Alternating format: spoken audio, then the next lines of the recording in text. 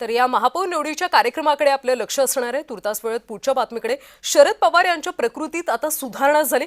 पुण्यातल्या ruby hall क्लिनिकमध्ये त्यांच्यावर उपचार सुरू आहेत। डॉक्टरांनी 5 दिवस रुग्णालयात उपचार घेण्याचा सल्ला दिला। छातीमध्ये कफ झाल्याने श्वास घेण्यात आणि बोलण्यामध्ये त्यांना त्रास होतो।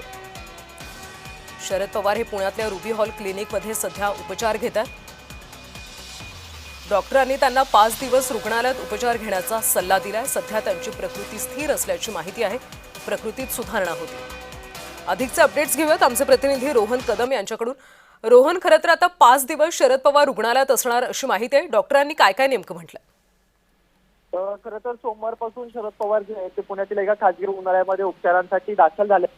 त्यांना उपचारांसाठी खासगी दवाखान्यामध्ये एका खासगी रूम मध्ये उपचार त्यांच्याकडून दिले जात आहेत। परंतु सगळ्यात महत्त्वाची बाब म्हणजे त्यांच्या प्रकृतीबाबत डॉक्टरांनी जी आहे ती माहिती दिलेली आहे। खरं तर त्यांना कफ होता आणि छातीमध्ये कफ झाल्यामुळे श्वास घेण्यास त्रास होत होता आणि त्यासाठीच त्यांना उपचारासाठी दाखल केलेलं होतं।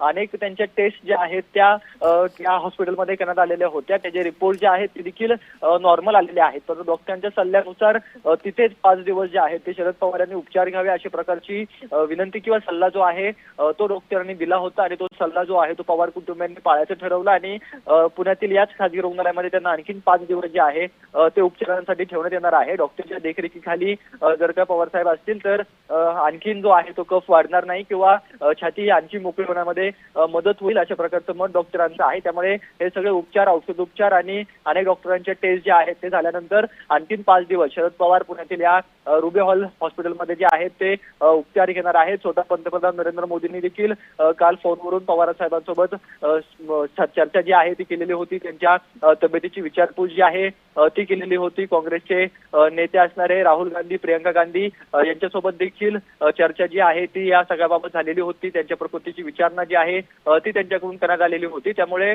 अनेक विविध लोक, राजकीय नेते जे आहेत ते पवारांच्या तब्येतीबाबतची विचारपूस करतात आणि इथून पुढचे आणखीन 5 दिवस शरद पवार पुण्यातील याच खासगी रुग्णालयामध्ये आता उपचार घेतील।